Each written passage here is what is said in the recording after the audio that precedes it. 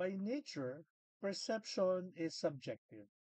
Okay, so anong ibig mong sabihin? Nakadepende, no, depende yan sa tao kung paano or ano ang magiging kanyang perception.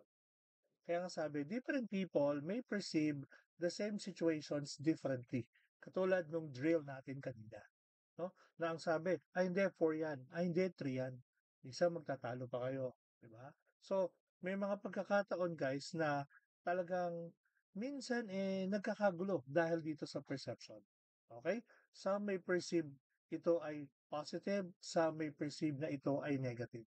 So, that is how perception works. Kaya hindi mo pwedeng i-please lahat, no? Let's say for example, you do some promotion, no? You're thinking na lahat sila will be pleased by the promotion. No, hindi ganun yun. It doesn't work that way.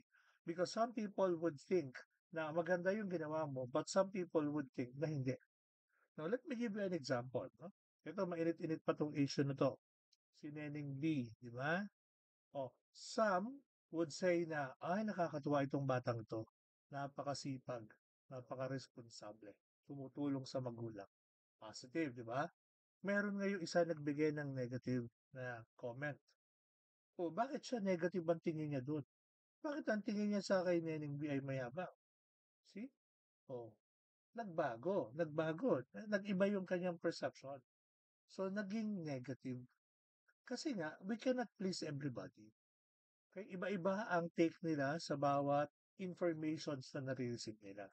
And that's the reason kung bakit sinasabi natin na ang perception ay subjective by nature. Okay?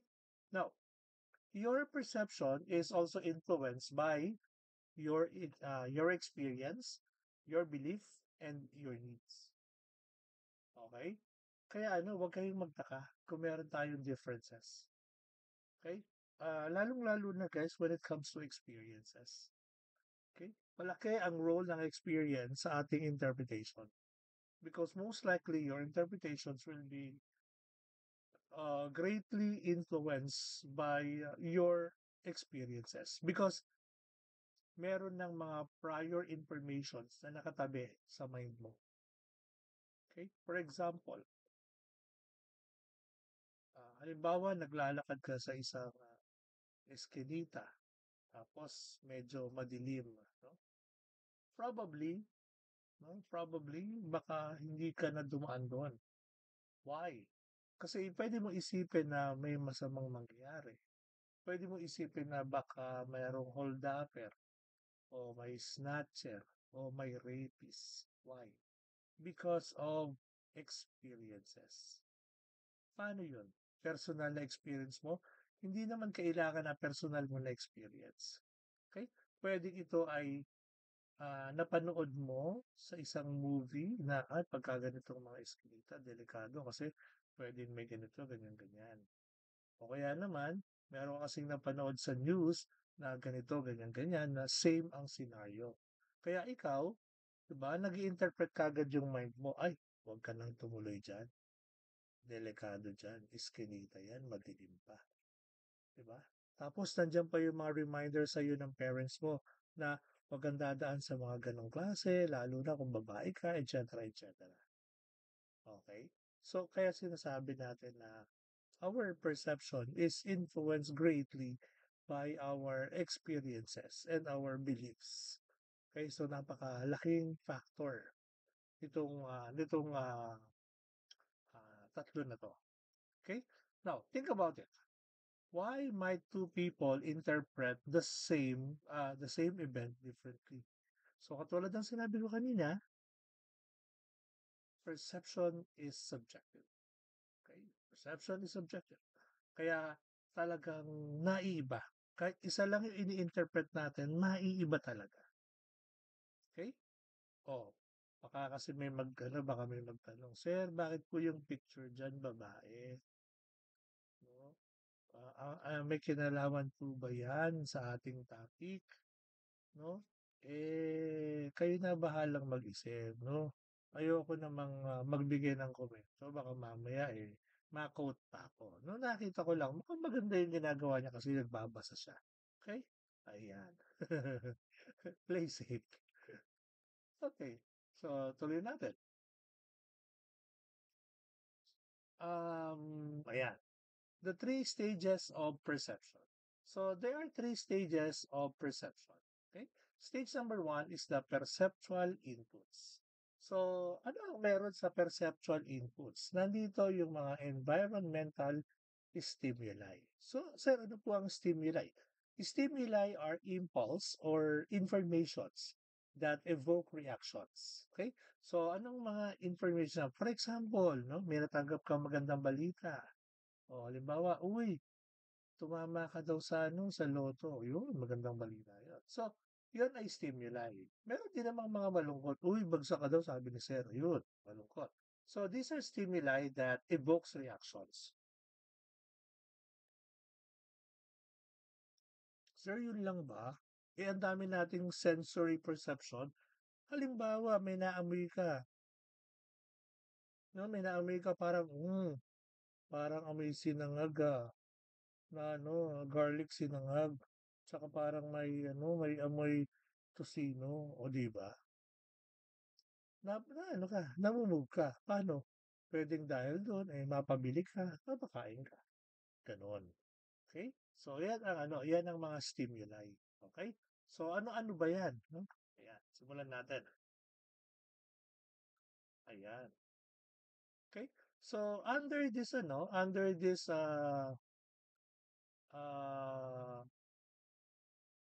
important stages nga na ito, no? Is number one is the perceptual inputs. So in perceptual inputs, nandyan ang perceptual selectivity. Okay? So, sir, ano po ba ang ginagawa natin dito? By the way, guys, this perceptual selectivity pala is nasa second na pala to, sorry. Nasa perceptual mechanism ito. So, si perceptual inputs, literally, no? Literally, these are those what we receive from the environment. Okay? So sabi nga nila, there is a number of stimuli that are constantly confronting people in a form of informations, pwede ring object, pwede ring event, pwede ring people, no? Na nandyan sa environment. Okay? So, likely itong mga ito ay mayroong effect, no? May effect sa iyong interpretation.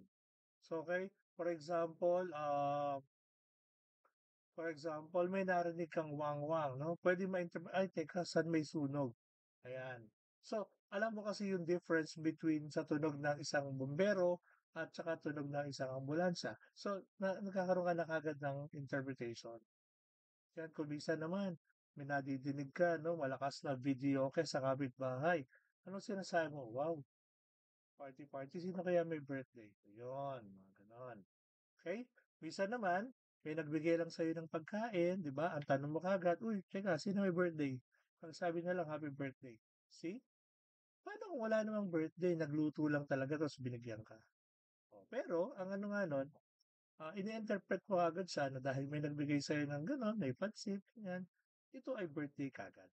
Okay? Ayan. So, next nga is stage number 2 is the perceptual mechanism. So, ito yung pinaka-process. Ayan. So one of the process in the perceptual mechanism is the perceptual selectivity. Okay? So ano ibig sabihin? Sabi, we cannot process all environmental stimuli simultaneously. So, ano ibig sabihin? Ibig sabihin talagang tayo ay namimili lang. Okay? So pag sinabi mong perceptual selectivity, it is the tendency to select certain object from the environment for attention. So these objects which are selected are those that are relevant or appropriate for you as an individual. So, ibig sabihin, literally, kahit tayo ay bombarded with information sa isang araw, hindi lahat yon ay matatandaan mo. Ang matatandaan mo lang, those that have something to do with you or relevant to you for the moment. For example, no? For example, ikaw ay may balak na bilhin. May balak kang bilhin na cellphone, halimbawa. Ngayon, mayroong 10 commercial kang napanood. Sa 10 commercial, isa lang doon ang may kinalaman sa cellphone. So, merong tendency na ang tatandaan mo lang, yung isa. Bakit? Kasi yung isa may kinalaman sa cellphone eh. Yun ang kailangan ko ngayon. So, kaya merong tayong pagpili, no? Kaya sinasabi niya na perceptual selectivity. Okay? Okay. So, hopefully it's clear, no? Sabi dito, what factors determine what you pay attention to? Yan, yun na yun. So, that's perceptual selectivity. Okay. Under perceptual selectivity, yan, meron tayong dalawang factor, yung internal at saka external. So, doon tayo muna sa uh, external. So, one of the external factor that affects the perceptual process natin is yung size. So, totoo pala ang chismis, size matter. So, larger objects draw more attention. Kaya pala yung mga player na matatangkad, no, talagang na unang-unang nakikita, napupuna kagad, no? Tapos si Kai Soto, di ba? Talagang kung makakakuha siya ng atensyon. Bakit? Kasi, no, tangkad eh. Oh. So, yung mga ganyan. Okay? So, ano pa ba? Sa mga malls, no, pagka may makikita ka din isang item na malaki, like for example, TV, malaki. Wow, parang wow, panalo, yun, ganun. So, ano pa? Um, nauso yung mga ano eh, nauso yung mga pagkain na pinalaki yung size, no? Hindi na regular size like meron dito sa Malabon noon yung Monster Burger. Yun. So ano yung Monster Burger na yun? Giant size burger. Yung burger niya ay sinlaki ng plato. O di ba? Ang laki nun, sinlaki ng plato. Ayun. So so first is the size. Second is the intensity. So the stronger stimuli, more noticeable. Ano yun? Yung talagang sinasabi na medyo astigin ang dating. Yun ang ibig sabihin. Yung malakas talaga ang malakas ang datingan. So pagka doon mga ganun na malakas ang datingan, mas napapansin. Okay? So yun naman siya. Pangatlo, repetition. So sa repetition, yung kung paulit-ulit siya, repetitive no? Paulit-ulit siya na na-expose, there's a higher chances na may magandang perception na ma-develop. Okay? So, pansinin nyo, ang commercial laging paulit-ulit, di ba? Hindi lang siya isang beses i-air. Minsan, sa isang palabas, di ba? Halos kapag nag-commercial break, pinapakita siya. Yun. So, habang lalo siyang na-expose, yan, habang lalo siyang nakikita, mas tumataas yung chances na magkaroon ng magandang perception. Parang ano yun eh, parang paano ma-develop yung crush, di ba? Lagi mo kasi siya nakikita. Araw-araw nakikita mo siya. Ayun. Araw-araw pinapansin ka niya. Ayun. Masyado ka na-expose araw-araw. Ayun. Naging crush mo na. O, parang ganon din yan. Okay? So, tuloy.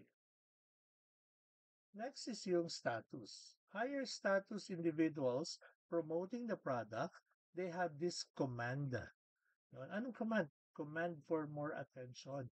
Na kapag kayo nag endorse ay mas kilala, ang chances are mas nakakakuha ng atensyon. Diba? Hindi katulad dun sa mga hindi naman kilala. Siyempre, hindi. Yan. So, kaya kaya dyan umaasa yung mga influencer. Yun. So, sa status na yan. Panglima is yung contrast. Objects that stands out are more noticeable. So, paanong contrast, no? Sinasabi nga na yung medyo kakaiba sa lahat, yung kunwari, lahat sila naka-white, ikaw lang yung naka-black, yung mga gano'n. So, in contrast, okay? Yung tipong, paano ba, in layman's term, yung opposite, parang gano'n, opposite from the rest. Okay? Ayan. So, they are mostly likely to be noticed kasi nga, iba siya, in contrast siya. Okay? Ayan. So hopefully nagkakaintindihan tayo. And the last one is, oh no, not yet the last, movement. Okay? Moving object attracts more attention. So kaya mas nakaka-attract yung isang TV advertisement kaysa sa print ads. Kasi doon nakikita mong gumagalaw. So mas nakakakuha siya ng attention. Okay? So it attracts more attention kapag siya ay moving. So, sir, ibig sabihin mas okay pala yung GIF kesa dun sa photos lang. Most likely yes. Kasi animated. Yan. Next is, meron pa, no? Hindi lang nasama sa PowerPoint. Under external factor, yung novelty, yan. Novelty and familiarity, yan. So, this principle states that either a novel or a familiar external situations can serve as an attention getter. Bakit? Kasi nga familiar na tayo. Okay? So, kaya medyo nakakakuha ng attention yun.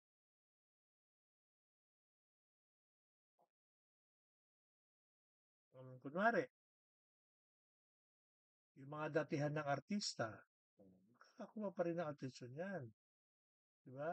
O, halimbawa, Gabby Concepcion, o hanggang ngayon, di ba? Pumapatok pa din yan. Kahit sabihin mo, oldies na yan. Di ba? So, sila yun. Kesa dun sa mga bago na wala pa namang wala pang, kumbaga wala pang command. And lastly, yung nature. So by nature, we mean that the object is visual or auditory, or whether it involves pictures or people or animals. Well known that pictures attract more attentions than words. Siyempre, yung mga talagang magandang imahe, magandang picture, iba pa rin talaga ang dating. Di ba? Yung talaga naturally maganda na siya. Okay? Kaya, by nature, yun siya, maganda talaga. And then, ayun na, internal factors. So one of the internal factors is yung learning. Literal learning. Learning or pagkatuto. Ayan, pagkatuto. So, ang pagkatuto o learning is a natural process. Okay? So, parang kumbaga, kahit hindi ka turuan, by nature, matatandaan mo siya at magagawa mo siya. So, parang sabi nila ganito, lahat daw tayo born swimmer. Kasi nung pa lang daw tayo ay baby, no? Sa womb pa lang tayo, lumalangoy na tayo. Di ba? Now, learning, no? Learning is a perceptual set of basically a person's expect from the stimuli on the basis of his learning experience relative to same or similar stimuli. So the past experiences shapes our current perception. And cognitive awareness helps organize new information. Kaya nga ibig sabihin, on the process, by nature, we learn, literally, natututunan mo yan. May mga bagay ka natutunan na hindi naman tinuro sa'yo pero natutunan mo. Why? Kasi pinanood mo lang. Okay? So ano pa? Aside sa learning, nandyan din ang motivation. So, motivation, sabi, besides learning aspects of the perceptual set, motivation also has a vital impact on perceptual selectivity. Now, bakit? Yan. Kasi nga daw tayo dito ay highly motivated because of your personal needs that influence what we perceive. Kailangan natin 'to. So, it influence your perceptions na, "Oh, sige puwede na 'yan, kaysa naman wala." Yung mga tipong gano'n. Now, sinasabi that higher motivation increases attentions to relevant stimuli. Okay? Now, bakit, sir? Kasi we are very particular. Kapagka kasi ikaw ay highly motivated, lahat ng may kinalaman dun sa gusto mo, you are very open. Okay? Kaya kaya sinasabi na gano'n. Kaya mas madaling ma-influence yung mga taong highly motivated. So sabi niya, consider how do your current goals affect what you notice. Yan. So, kung ano daw ang goal mo, it has something to do with how you take things. Siyempre, pwedeng maging positive, pwedeng maging negative yan. Kaya papapansin mo kapag mainit ang ulo mo, ang lahat na lang ay parang ang pangit at lahat ay nakakainit ng ulo. Pero kapag you're happy, di ba, you quickly find happiness. So, maganda rin ang magiging perception mo towards things. Kasi nga, you're happy. So, the motivation of a person influence their perceptions. So just imagine all of this data will be added to your plan for advertisement, to your plan for marketing the product, or sabihin na natin na base sa ating 4Ps. Yan. Next is personality. Yan. So personality is something that is unique among us. Okay, walang eksaktong magkaparehong personality, pero meron mga nagja-jive. Okay? So, personality are closely related to learning and motivation kasi nga medyo part of the internal factors. Now, the individual traits affects perceptions and that is your personality. Your personality dictates on how you take things. Di ba?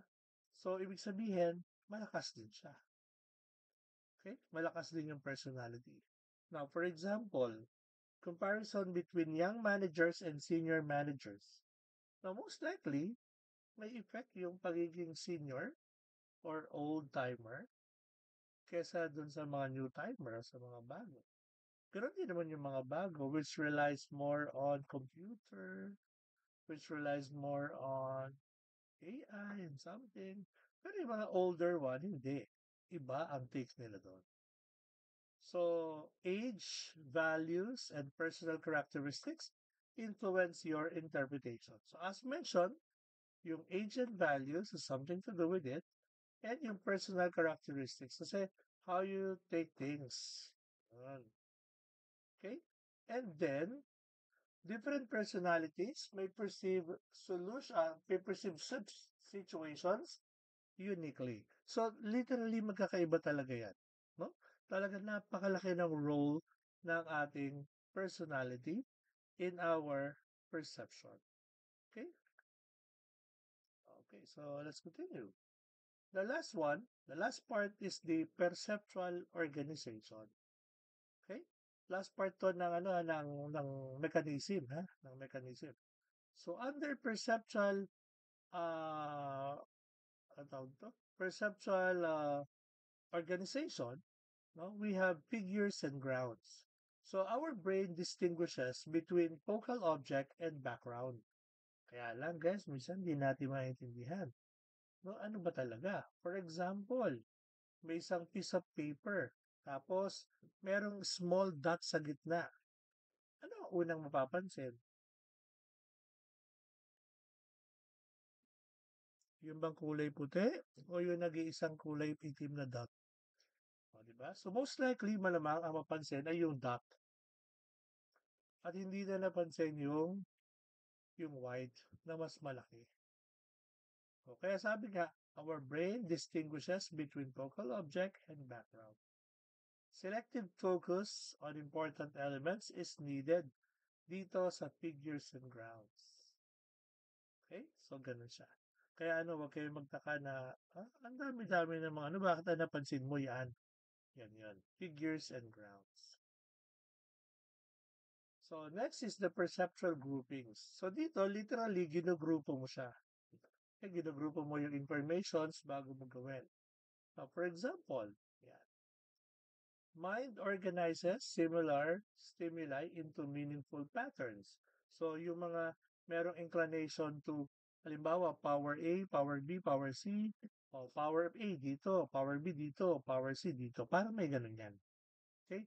O sir, product A, B, C. O yung may gusto sa product A, may gusto sa product B, power C. Ganun siya. Kaya they organize it in this manner. Okay? Another thing, guys, na maganda dito, guys, is that it helps process complex informations efficiently. Okay, kasi nga they follow. And they follow the groupings, ha? And based on similarities, proximity, and continuity, pwede natin silang igrupo. Okay? So medyo magiging mas maganda ang iyong interpretation ng dahil dito sa perceptual grouping. Yun. So, yun ang magandang bagay na magagawa niya. And then, we now have the last, no? In the three stages, which is the perceptual output.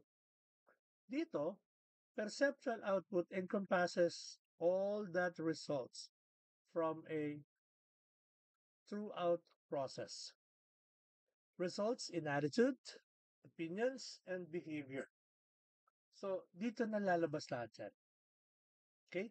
So, just imagine how big the role of perception is. Di ba? Ayun.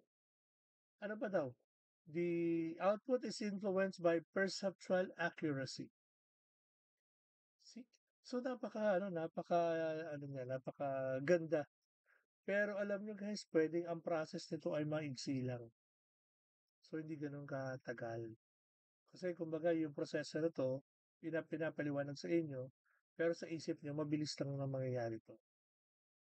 So, the point is, those those that happens, no? Those that happens in the process, it matters. Kasi it affects the results. Okay? It affects your decision making. Okay? Is there any question? Okay, so hopefully wala. And then, that's it. So thank you guys for listening. And then yung recording natin na to will be available. Just click Sir Domsky TV. Dadalhin kayo niyan sa link sa aking YouTube. And baka naman, palambing, pasubscribe na rin para dumami-dami naman sila, madagdagan. Okay? Okay, thank you. Thank you very much. See you. Bye.